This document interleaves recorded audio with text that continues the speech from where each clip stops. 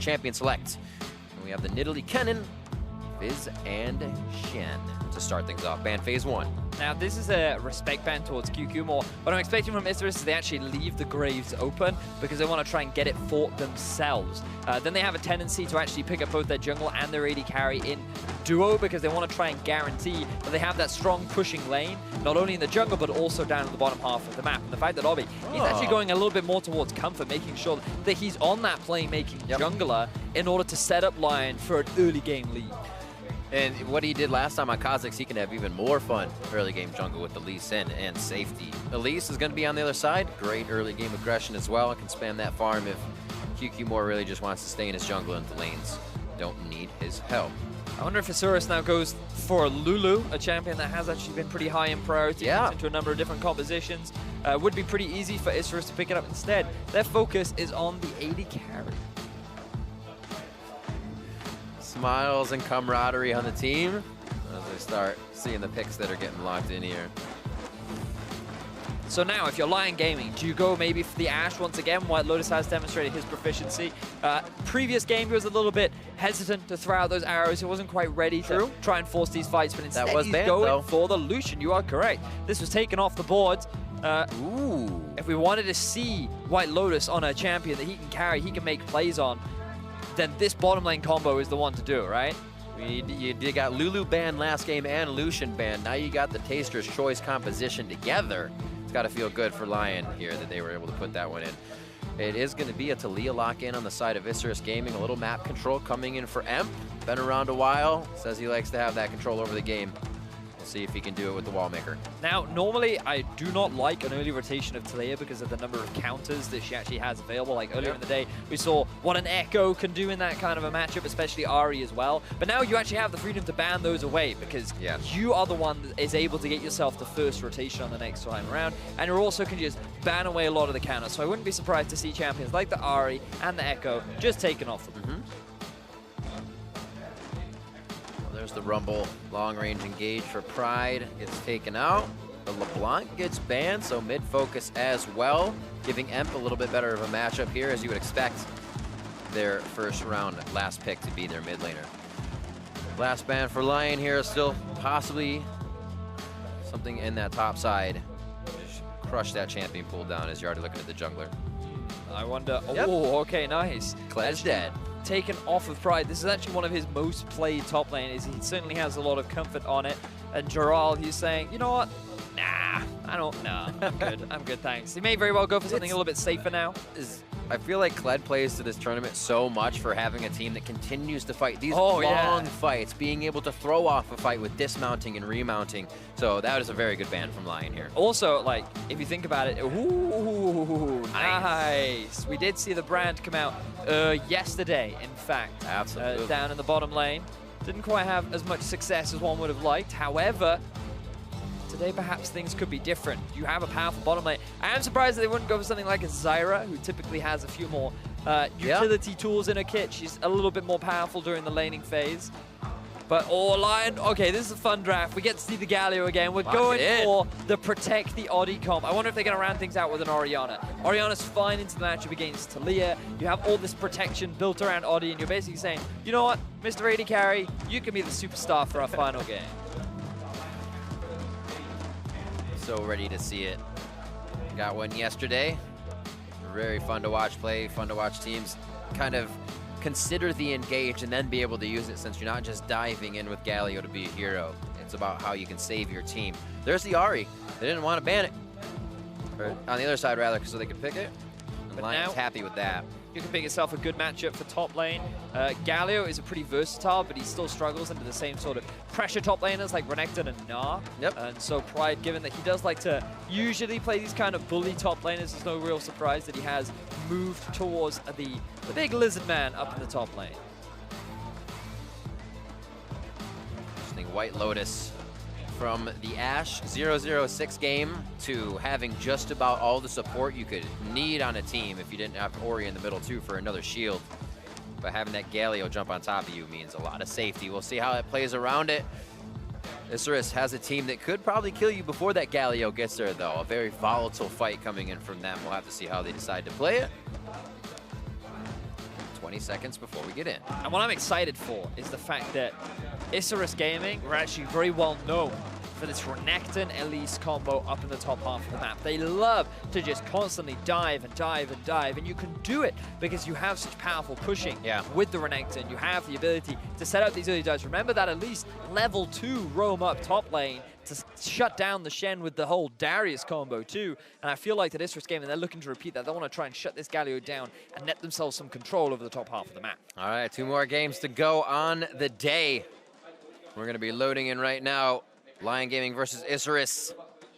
As we get on to the Rift, still one after this, Gigabyte Marines versus VP. So don't be going anywhere. You can see smiles on the screen. I know you're smiling at home. We've had some crazy games already to start the MSI play-ins.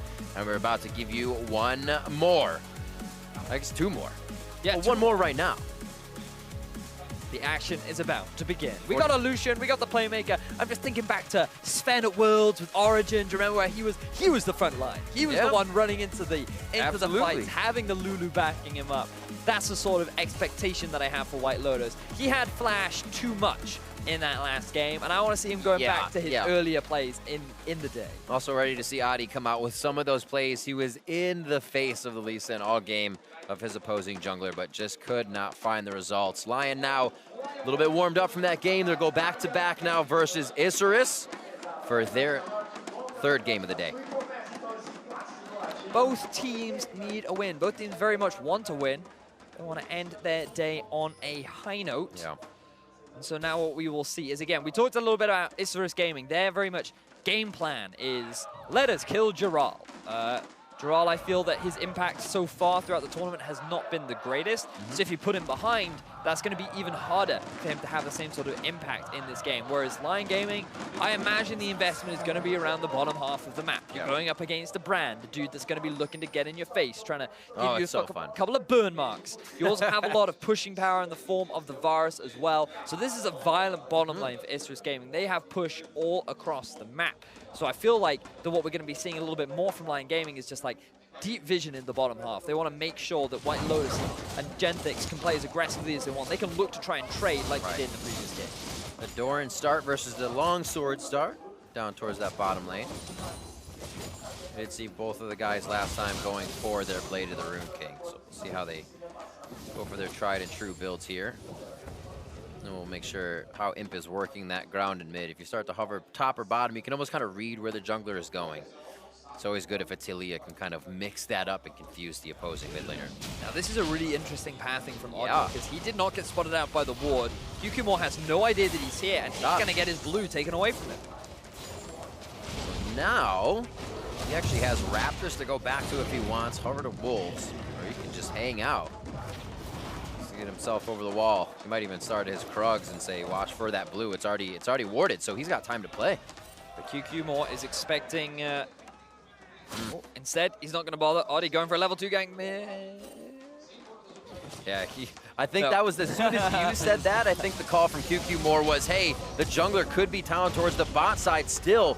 The play push from Seiya gets Emp to go down towards that bot side. They get a good flash out of him, and now Kyukimore trying to make a move, trying to look for a bot side gank. I feel like it's going to be dangerous, though, except I did not notice how much damage Mr. White Lotus has taken. He does still have a lot of his summoner spells, well, all of, in fact, his summoner spells available to him. That's what you get out of this Brand and out of the Varus damage and piercing arrows coming through. Even though that damage isn't as much there, they are making it stick. No healing in this bot lane. Again, the Pillar of Flame under turret.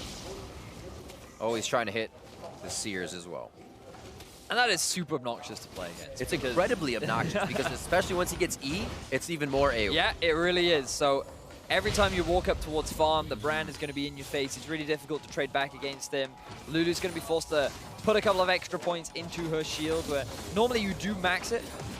However, it's going to be even more important when trading up against the Brand. And the annoying thing is even if he does Pillar, like the back caster wave, you're still getting not enough damage to push it too hard, but enough to harass on the enemies. Exactly. Like you said, super annoying. Whoa, okay.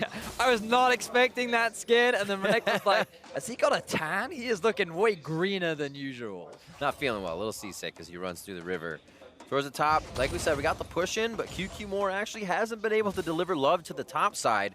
We heard the analyst saying Kyukimore does get a bit of that aggression towards him early, has trouble handling it, and here again, he's gonna have to try and recuperate and call an audible off his original pathing.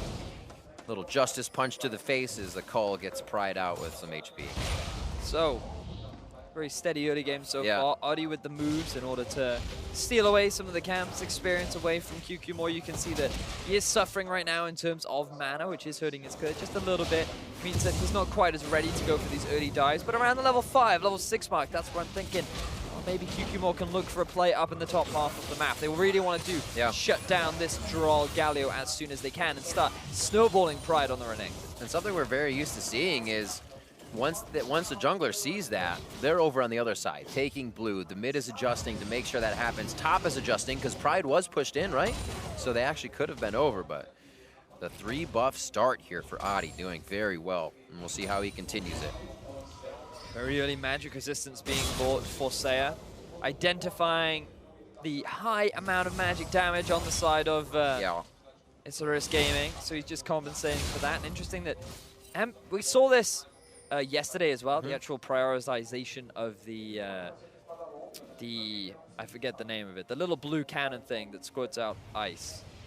Oh, GLP. The GLP, yes. I was like, the little blue can. Oh, ice, Yeah. ice, got you. Yeah. I thought you were talking about the minion, yeah. Hextech GLP. That's the badger. Right, so we've been seeing a lot more recently. I'm actually not a massive fan of it because when you weigh it up against the value of a Morellonomicon, I feel like that it's not as strong. It means it hurts your roaming because you don't quite get the cooldown reduction. Yeah. The immediate power that you get is decent, but I feel like you could also get the same sort of effect from a Rylai's.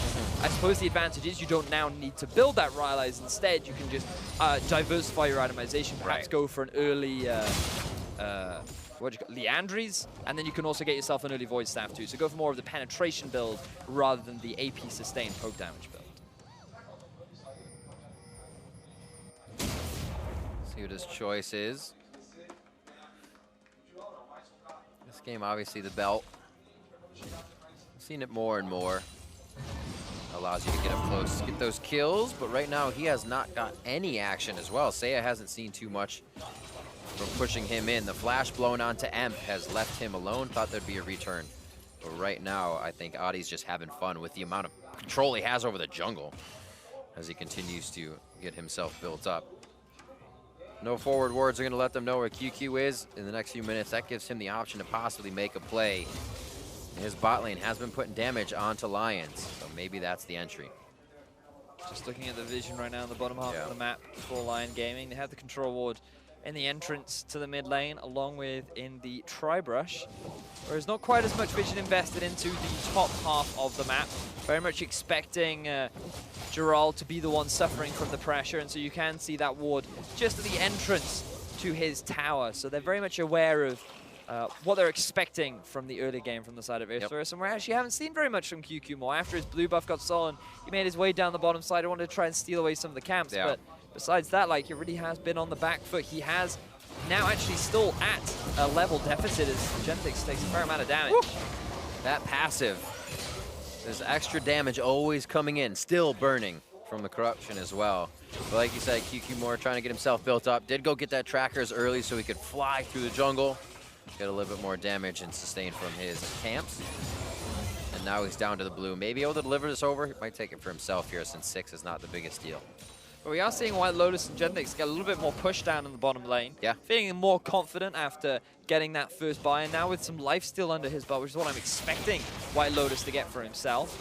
He'll be able to deal a little bit better with the poke coming out from Isurus Gaming. And I feel like this is a bit of a window where Isurus Gaming may very well struggle, because you would expect with this bottom lane to be netting themselves a pretty big advantage. And while they do have a pretty big CS discrepancy, you want to try and keep this pressure on. You want to be making sure that you can get damage down onto this bot tower so that you can call QQ more down later and be like, yo, I want to take the tower now. With your presence, we can either set up a dive or we can get ourselves the first objective of the game.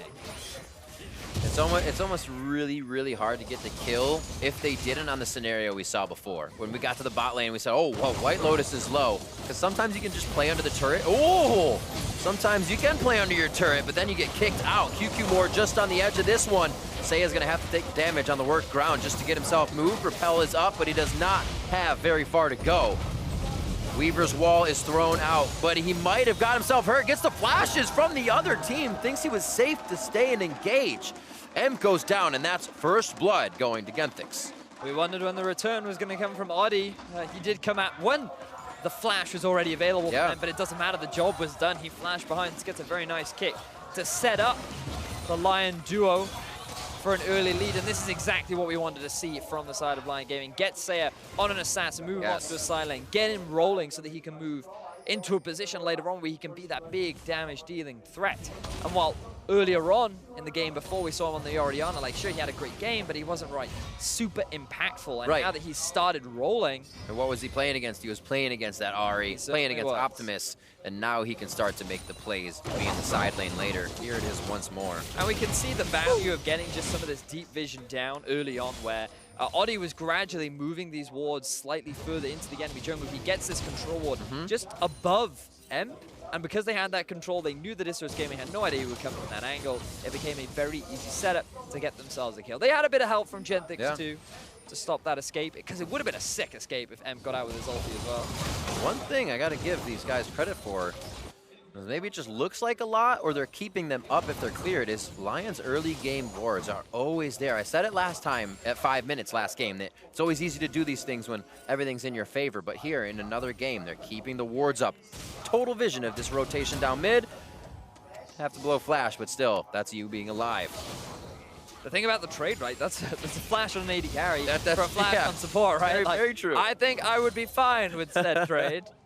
It's like trading their Charizard for my Squirtle, you know? Like, hey, I'm fine with that, you know? It's a pretty good trade, especially a shiny one. I always go like a pawn and a bishop, but that works too. It works. Everybody knows what you're talking about.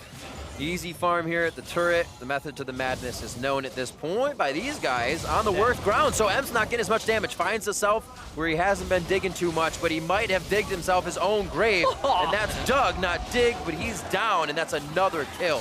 2-0. And Oddie comes in, steals the kill after all of Saya's hard work.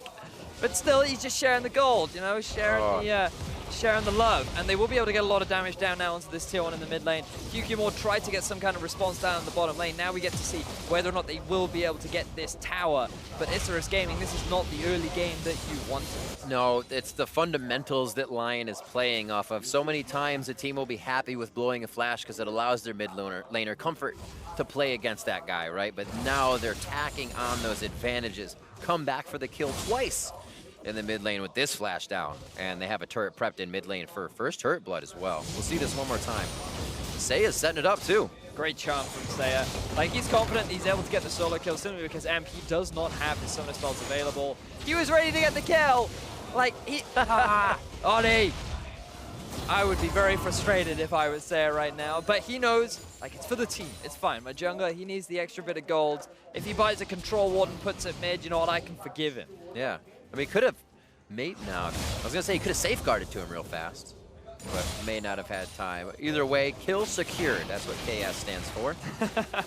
As QQ heads back to his jungle here to clean things up. He's done a pretty good job on the bot side just because they had some time to live, but the bot side is being hovered by Oddie right now for a third return on this flash. Here's the charm as he pitches himself in between the turret. Oh, no! Just makes it. A very scary pathing move, but Emp is able to dodge out. Both skill shots end up missing. Good sidestep from Emp. Yes. Yeah, let's give it to Emp. Good sidestep from him. Well, the dodge out from that. Honestly, he looked to pinch himself in the turret, and that's a for sure death. And you say, whoop, nope. Yep. So just using that rock surf passive too, you know, right next to the turret. That's true. Just sidestepping out the way. Everything. Like the slide and glide, good awareness. He's getting that one in full. Let's see if QQ can respond with the dive mid. You say whatever you can do, we can do better. Let's see if they can put that on the plate here, just on the right side there, being clear. QQ says nope, and it's a good choice. Gets him on the work ground. Gets back to safety. So now, let's go back to what we were talking about in the early game, right? Remember, Isurus Gaming, they had push up top. They had the push down bottom.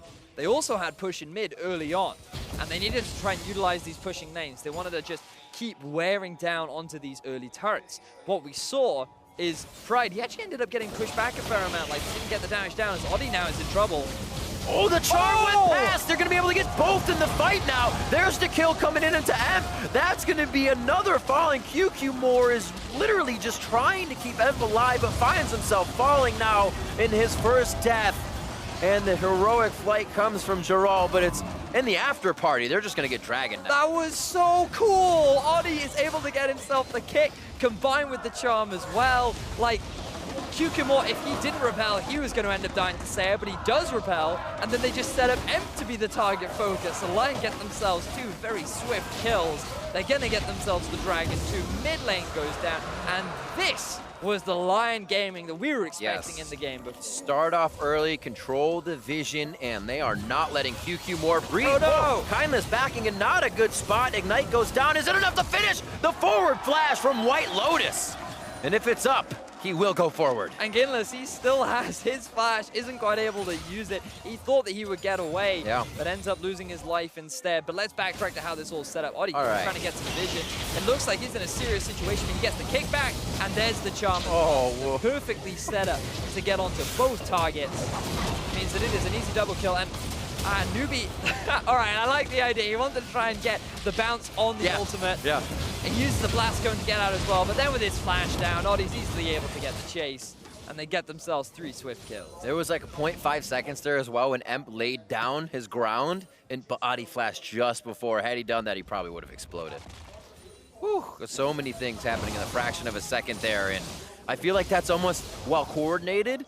Lyon saying, okay, that was great. That happened in our favor. Here we go again. Sure. Oh, right back onto him.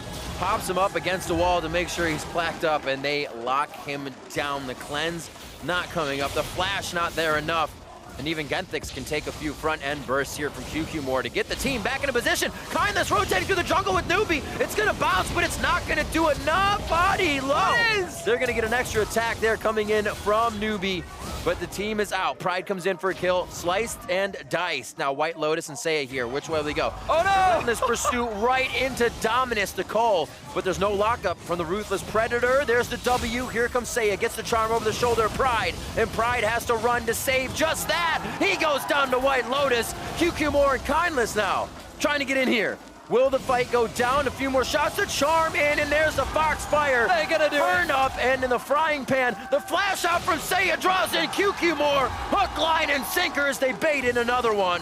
Triple kill for White Lotus. The 2v3 from the Lyon duo is able to get the turnaround. They get themselves the kills that they need, and everything is going so in favor of Lyon Gaming. At first I thought Audi, man, he played with fire. He ended up getting burned. You can see that he got a little bit too cocky trying to get this kill. He doesn't respect the amount of damage that can come from the support brand. He ends up losing his life, and you think at this point, all right, Lyon, you've overextended, you've made mistakes. And you think that the collapse is just going to come out, but then the way in which they kite, the way in which they buy time, is just so good from both Saya and White Lotus. Notice that Pride, he gets locked up in the animation of his W, which makes it easier for Saya to be able to land the charm. And then Kinless and QQ Moore, you just disengage at this point. They don't even realize that Saya still has his flash around this entire play. Another charm lands from Saya, and they're able to get themselves a triple kill. So many on-the-edge plays that start to mess with your mentality, especially if you remember on ISG right now, as those are the ones you want to keep going for, but then come up in the favor of Lyon Gaming to make things like a 5-0-0 White Lotus right now. 1-0-7 Saya. He's literally flipped it. 0-0-5 Ash to 5-0-0 Luke. Yeah, exactly. All right, guys, look, I was utility last game. I've done my job, right? It's my turn now. It's my turn. I mean, they really have drafted a huge composition, and we haven't really seen Giral be a part of these fights as much. He came into that one a little bit late, was able to rough some people up for the kiting, but overall, this team just battled with 4 and were able to come out on top of 5. Yep. I love the way in which Lyon have been playing.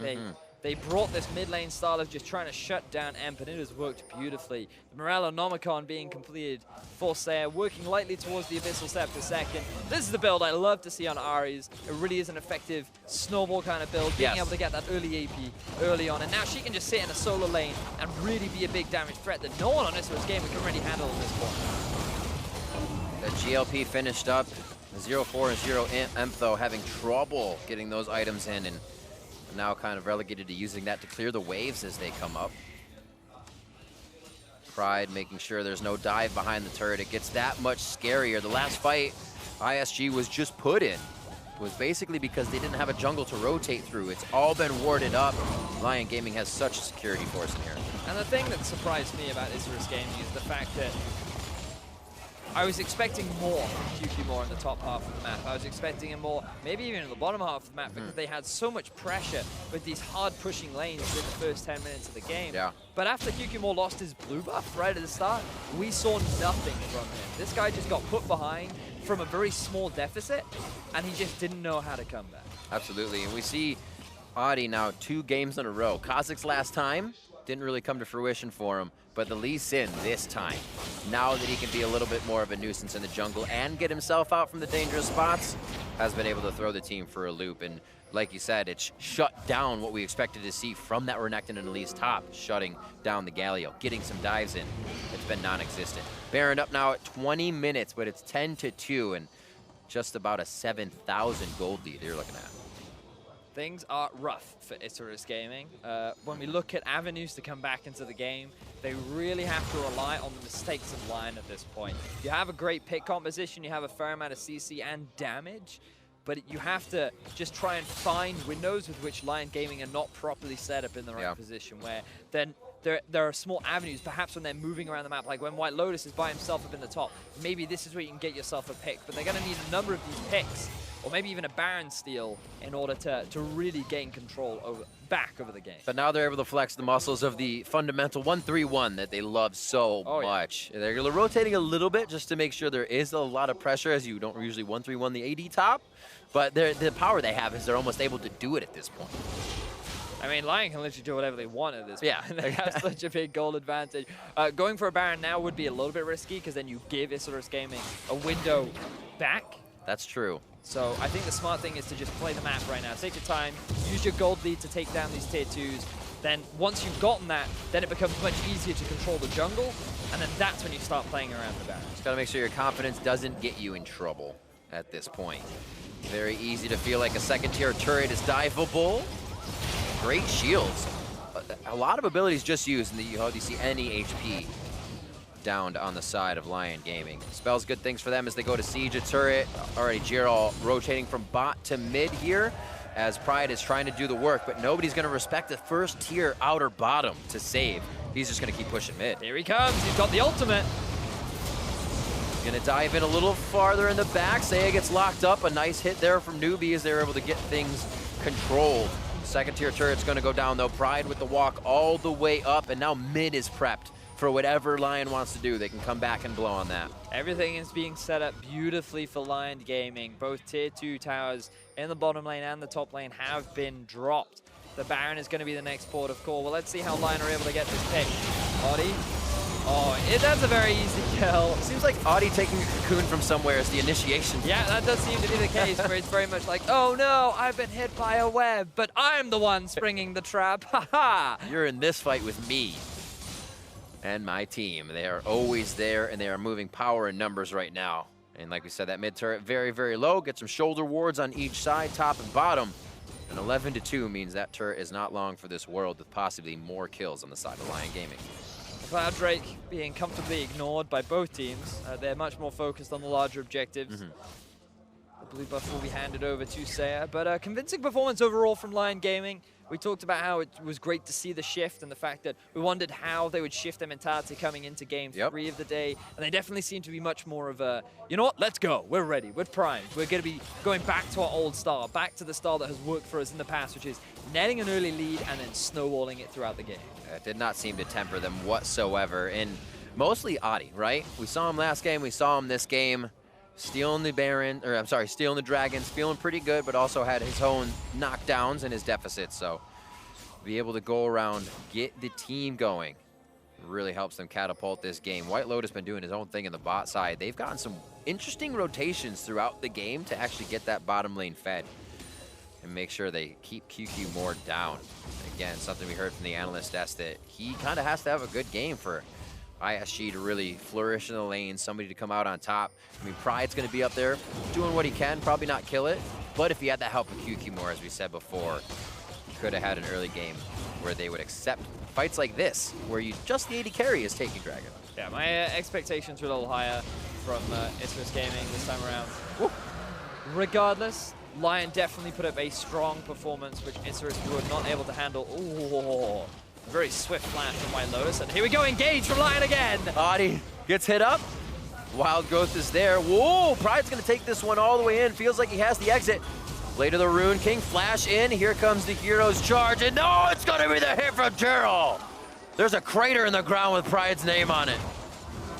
And Lyon, they're feeling even more confident than ever. They have 5 members strong, and they're going for another fight. Blasts over the wall, gets the taunt in on Kindless. Newbie around the corner with QQ more. They have to run opposite side of the base to get out of here, and they don't have much else or anywhere else to go. The chase from Jirel is going to keep Newbie from doing anything, as well as backing.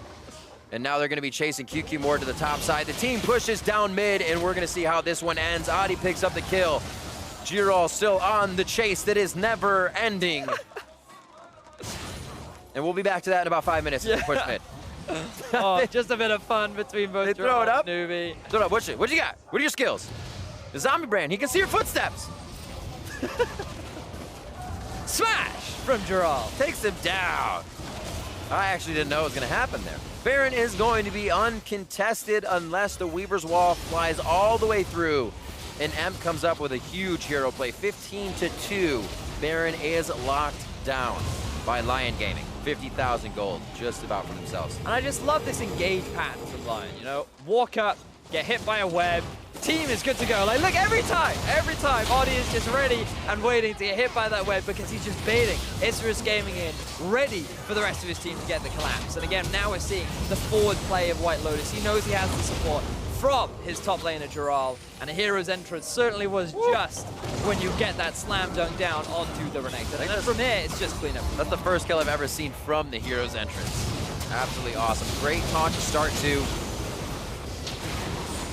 Not too many Galio plays coming through the MSI plan so far, but the two have been quite nice. QQ more to run. We know what happens on that one. Mission Impossible by Newbie as he ran away. And now White Lotus back to the split push with a little bit of assistance from his team in the jungle. Well, he knows that a hero will arrive should he have. Oh, absolutely. It's like just in the nick of time to steal away the kill in the first instance. And now we get to see how easily Lyon can close this out. 26 minutes into the game. They have the Baron. They're primed and ready. They're looking to get themselves a 2-1 to end out the day. Final badge flares go out as both teams now going to go for broke. Oh, he says, Seiya, jump in, because I will too. Jirel comes in on the play. Everybody is behind the engage on this one for Lyon. And now they're on to Kindless. 3 go down, looking for a 4th. A little too crazy coming in from White Lotus on that time. Flash was not up for him. And now they're going to be going for the Nexus turret. Worth on the side of Lyon, I feel they say, and they'll get an inhibitor out of this. The damage was done. White Lotus was expecting that hero to save him once more, but was not available. They get themselves 3 for 2. They're going to get an inhib. They're likely going to make it a second as well. Lyon just demonstrating their dominance over Isurus Gaming. Pushed up just about all over. Overstaying their welcome would be top lane for them to rotate. So, like you said, should be maybe the inhib. There it is. Drops there. I didn't see the health bar going down too quick. And now this would be a pretty scary one that would make them wait a little too long. They're going to head out. Nicely done by Lyon Gaming. 1-0-4 for Seiya. He felt like, you know what, maybe I need a death. Let's be the engage tool. Once again, the initiation going out from the Cocoon, but this time Seiya, he lands the charm, and then the follow-up is just bloodshed everywhere. We see the classic White Lotus move of, hey, I can get this kill. And this is what we wanted from him game 2 of the day. This is what we wanted to see from his Ashe in the previous setup. In his first game of the day, he never had Flasher. Just empty the quiver, man. Just keep firing. Exactly. But this time around, now we're seeing more of the White Lotus, and now we're seeing him really go back to his traditional play. He feels more, it almost feels like there's a gate for him on that. Obviously, the team's going to play different with his 006 Ashe on it, but it's like, Lucian can unlock that ability to go forward. I will go forward. And it seems like he 110% knows. He has the support from his team as well, right? Exactly. Like, how many times have we seen Gentex always there ready and waiting to give him that ult? Being like, I got you, fam. I got you. I'm ready. And kind of on Ashe, it's not there unless I'm in the position, unless they put me there. So he plays it a little more tempered. The Lucian, however, 7-1 and 3. Right behind that mid laner with 1-0 and 14. Adi goes in, gets QQ more. and under his skin as well.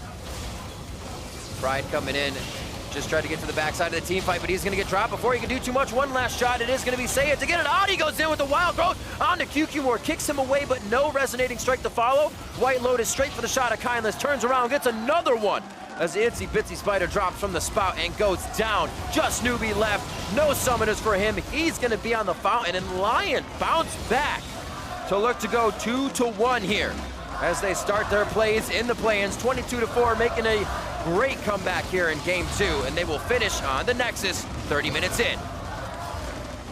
Swift demolition from the side of Lyon Gaming. Isurus could not handle the unrelenting pressure from Oddie in the mid lane. And from the team of Lyon, just getting such a massive advantage early on, spreading it across the rest of the map. I was expecting a little more from Isurus. I wanted to see the classic Elise Renekton combo that they have brought out during the regular season. The plays where they always try to snowball the top, transition that throughout the rest of the map, but we did not see that come out. And unfortunately for them, Lyon were feeling proactive in this final game. Yep. Great start coming out of the jungle. Adi again playing hard. As the players say GG, you can kind of tell throughout that game the discombobulation and the structure coming out of the jungle, getting any assistance when it was necessary, being able to transfer buffs. Those were necessary for QQ being down so far. I think he took 2 or 3, then they were able to transfer some off, but at that point, they already had invasion in their jungle, and the transfer was very tough. It surprised me how far behind QQ got put just after losing that first blue. Like, we just did not see any kind of activity from him, just responding to the pressure of Oddie, and honestly just not quite matching it. Well, great game by Lyon to bounce back and to break down that win from Lyon Gaming. Let's send it over to Dash and the analysts. Thank you very much, Rivington. Absolutely a great game out of Lyon Gaming here. And where was this team 1 hour ago? I mean, we just watched them have a slow bleed, 45-minute, 50-minute kind of inactive game, and then this time just a whole new look for the team here in game 5 of the day. I don't know where it came from. Maybe it's because they had the first game, then they play the 4th game. There's that kind of 2-hour gap where they're not doing anything, but something kicked them in the ass because this game they came out swinging. Yeah, they had the added bonus as well of watching Isurus play beforehand, perhaps downloaded their star, but definitely went backstage, had their coffee, they were ready to go. Well, yeah, and with that, we came out with a new look in terms of team comp as well, right? We had asked, put some resources behind your ADC. This guy has been going off all day long, and what do? We finally get the Lulu Galio to boot. I mean, I think the other thing, too, is that they have resources, or playmaking champions that can do their own thing. When we saw them all relying on a big, grouped-up 5v5, sometimes they can be hesitant, but this time around, an Ari can go in, Elise can go in on his own, even a Lucian, a little bit like you said, with that Lulu enabling him, knowing that he has that extra protection, can dash in and go crazy, and we saw that's kind of what happened, was a lot of skirmishes in the early game. I know you guys haven't seen much of Galio just yet, but in the LPL, there is a couple of combos that is absolutely legit. One of them we did see here with the Ari is the Galio backing him up, because you can actually engage with Ari and then know you're going to be a safe player there. You don't have to go zone use, you have to trust the damage reduction out of your team. But when combos like that connect, you've got the Lulu Lucian for the exact same thing, and Lee Sin, his own man. It's a synergy I hadn't necessarily considered until you pointed it out. The idea that Ari as a mid laner can be aggressive with her first and even maybe second use of the ultimate in order to give Galio a target to jump in with. At that point, you can still reposition as you want as a damage dealer, and now your tanks are in and acting as a frontliner. So very cool synergistic relationship between those champions, and we saw it play out quite perfectly here. Before we get to some of those team fights, though, I want to talk about a specific player, Acer replay worthy here in the mid lane. Saya on this Ari individually was playing like a rock star. Right, him and Adi popped off together in the early game, getting a lot of skirmishes around the mid lane. They get that first one. Here comes a solo kill. Shortly after that, they were able to get the flash down off Hemp, and then they just abused him over and over with this kind of fighting that they get in. It is Adi actually who comes in and steals this kill. It should have been a solo kill, but that's that jungler mentality. And then they get into another crazy skirmish, this time around bot side blue jungle. And the moral of the story here is that no matter how hard you try, Saya just will seem to hit every single charm that he was throwing out. Every single time there was a fight or a skirmish, he just managed to connect that. All right, and so that's just a small little highlight reel for him. Of course, he played phenomenally throughout the game. I want to take a look at another replay, 16:30 into the game this time. Starting, here we go at the Wolves, all the way down to the bot lane. But both him and Lucian together. Yeah, White Lotus feeling like he was getting a little left out with all that skirmishing, wants to get involved with it. This one getting a little over-aggressive, and it looks like Isurus might come around and turn this one, especially when he hops the wall here right into an ulting Renekton, but then he's like, hey, I want an Acer replay. He's trying to get his own right now. Tries to turn this one back with the help of Sia. Yeah, he may need to change pants after this because he dashed into a Renekton, but he's got the partner in crime of his mid laner there. So between Saya and White Lotus, throughout every single game they've looked strong in, they've been able to complement each other. Flashing the icon throughout the fight as well, while landing skill shots. That's when you know you're feeling pretty good about your game. Absolutely. So good on them for stepping up both on the individual level, but then once again also illustrating to us that they do have other directions they can go when it comes to style and team comp. If anything, this just makes this Group B, that much more interesting for me. If you consider the fact that they did lose to Gigabyte Marines, but in a game where we do feel like it really could have gone either way, with these two teams out to the front of this group, possibly two horse. I'm not going to count out the other two teams just yet, but makes for what could be a very exciting finish here to the group on the second day. Especially when you look at that game where they were both playing these two really standard team comps and going for full 5v5s and neither really pulling the trigger. This time around, a lot more comfort champions. It's fine to play an aggressive style. If that's what you're used to, then pick to it. Don't just go for this. You know, their team comp before was a great team comp, but if that's not what you're best at, don't play it. All right, well, this game was plenty exciting. We got one more game left to go. Coming up next, our final game of the day, Gigabyte Marines versus Virtus Pro. Come join us and see who comes out on top after this break. Weaver's wall is thrown out, but he might have got himself hurt. Gets the flashes from the other team. Thinks he was safe to stay and engage. Trouble. Oh, the charm went past. They're going to be able to get both in the fight now. There's the kill coming in into M.